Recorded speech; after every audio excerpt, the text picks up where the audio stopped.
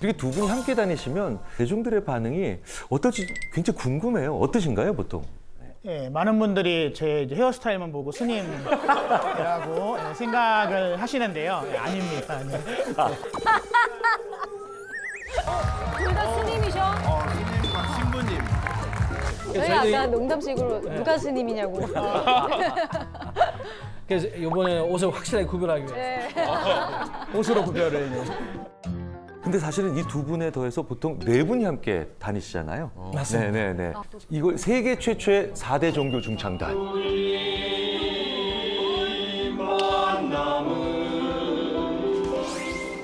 만남 중창단 활동을 하고 계시죠. 언젠간 유엔에서 저희가 세계 평화의 노래를 부르리라. 유엔에 가는 거는 기본이고요. 이걸 통해서 이제 노벨 평화상.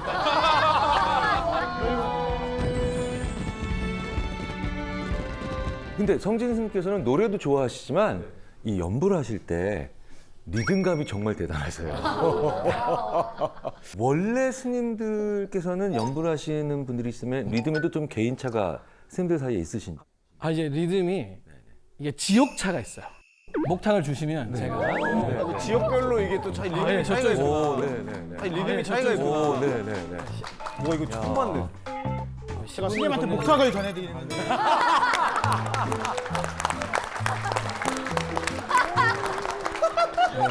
신부님이 건네준 목탁은 또 30년 만에 처음 받았어요. 사실 이제 이게 지역에 따라서 이제 호남 쪽, 순천 송광사, 아 소원사 알죠. 네, 송광사.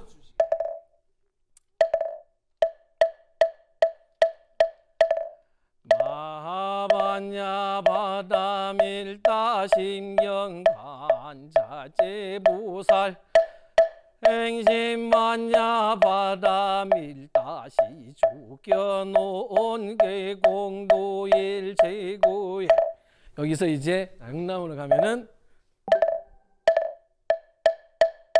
빨라진다. 빨라진다. 왜 이렇게 빨라? 마하반야 바다밀다 신경 간자제보살 행심반야 바다밀다 저기 송광사 쪽은 약간 8비트고 영남 쪽이 16비트. 개별 차이보다는 이제 지역 차이가 좀. 처음 알았습니다. 참으로 많이들 들어본 그리고 우리가 너무나도 친숙한데도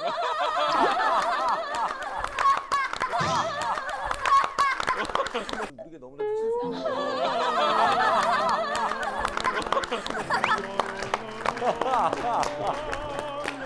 약간 동자승 느낌으로. 네. 정말 진정한 대통합을 지금 그런 순간을 보고 있는 것 같습니다. 혹시 이제 종교가 있으시면은 법명이나 세례명이 있으신 분들. 오, 도떤 김태균 씨. 우리 김태균. 아니 그거는 별명이고 저희 어머니가 네. 불교를 굉장히 이제 믿으시는데 저희 어머니는 법명이 관음화. 아, 네, 그리고 저는 범일. 오, 호랑이가 하늘에서 내려왔다. 뭐 이런 뜻이죠. 오 굉장히 비슷해요. 어울리세요, 근데. 진짜 호랑이 같아. 네. 저는 성진, 이룰성자, 참진자. 아, 신부님께서는 유스티노. 예. 예. 왜 불교와 천주교에서는 이렇게 법명과 세례명으로 이름을 새로 붙여서 부르게 됐을까요? 꼭 깨달음을 가고 수행을 하는데 참 도움이 되는 삶을 살았으면 좋겠다, 이 제자가. 그런 염원을 담아서 경전 중에서 좋은 글귀와 글자를 뽑아다가 짓습니다. 이유는 불교가 인도 당시에서 처음으로 이제 종교로 자리 잡으려고 할 때 모습을 봐야 됩니다. 인도가 무슨 제도가 있죠? 카스트 제도.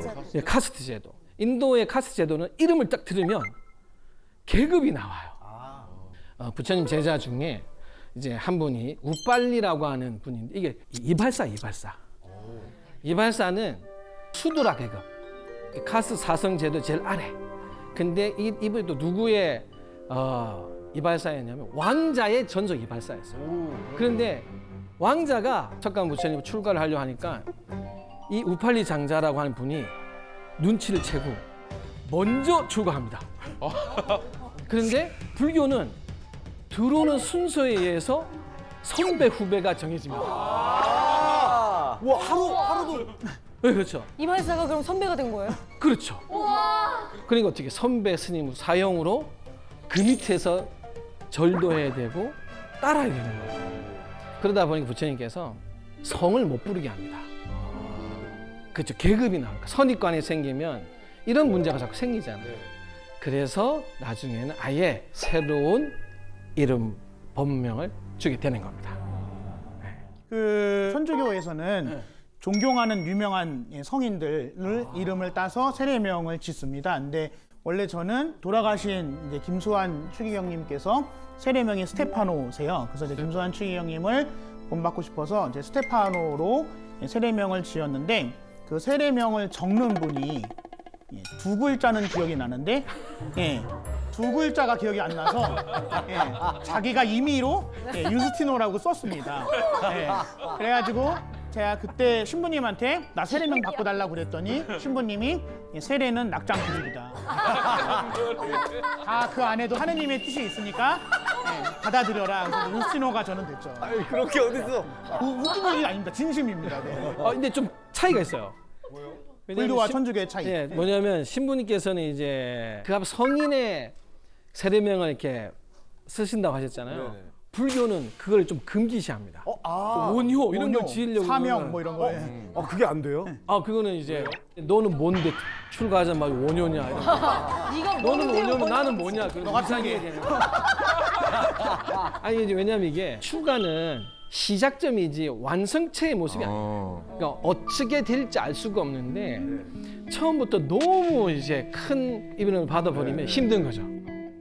이게 신부님 스님이 이렇게 되시려면 네. 많은 것을 절제하고 또 내려놓으시고 준비 과정 동안 정말 말 그대로 험난할 수밖에 없는데요. 이게 어느 쪽이 더 힘드신지 혹시 두 분 사이에서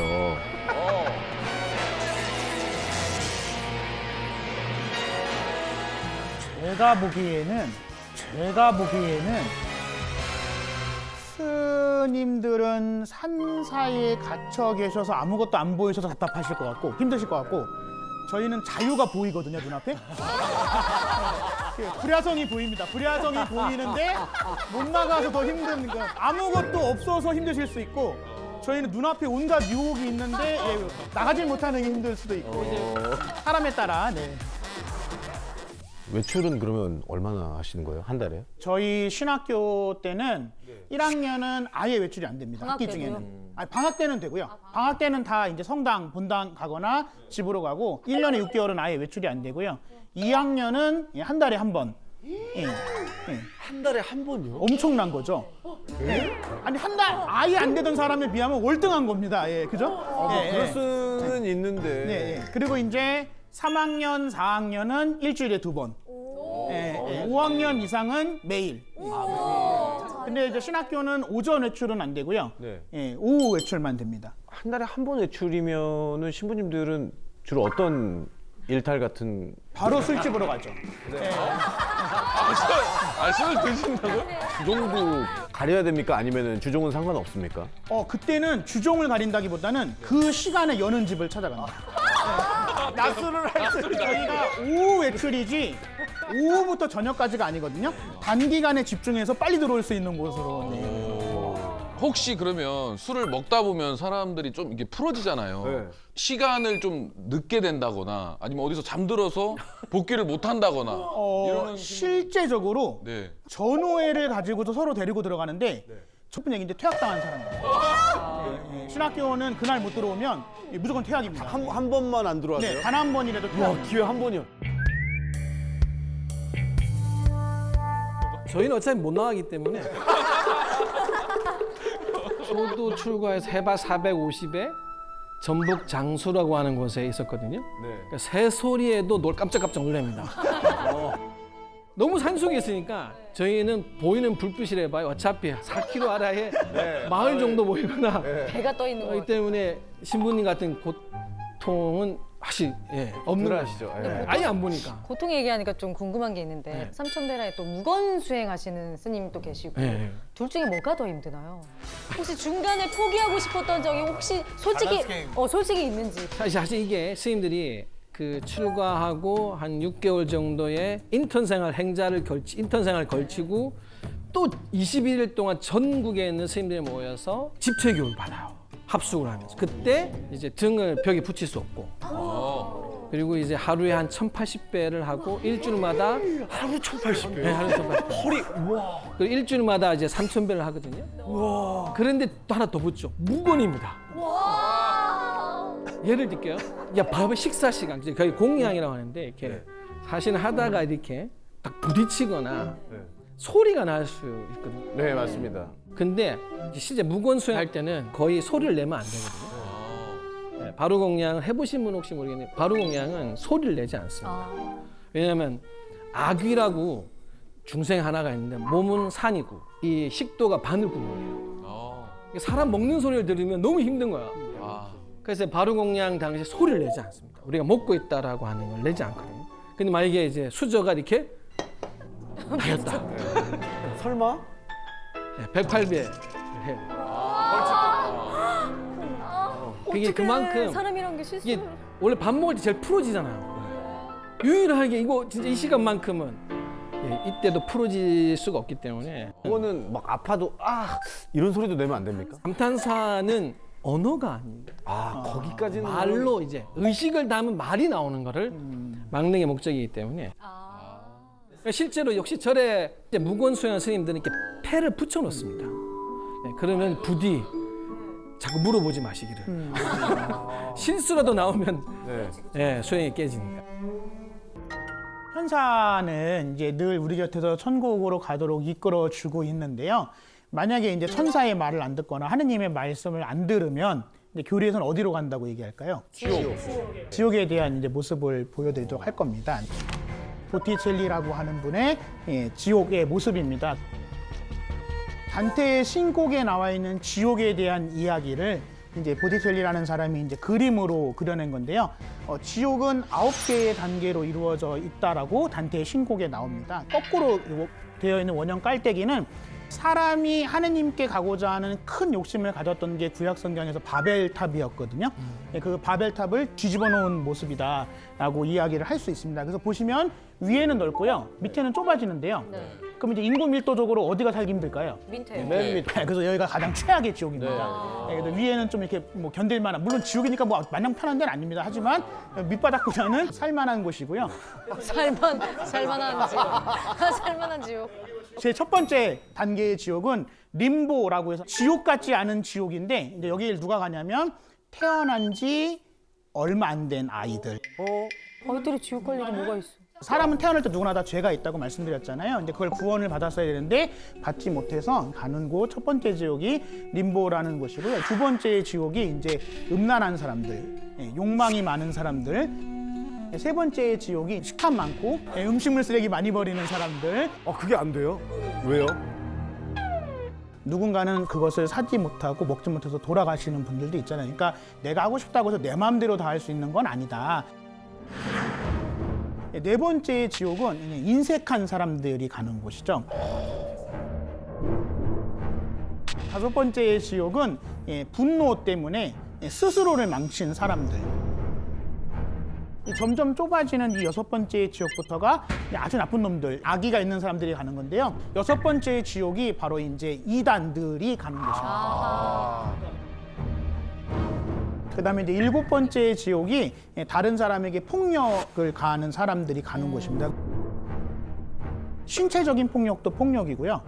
어떤 경우에는 언어적인 폭력이 더. 그래서 특별히 말을 더 조심하셔야 되죠. 네. 그리고 이제 여덟 번째 지옥이 이기주의자들이 가는 곳이죠.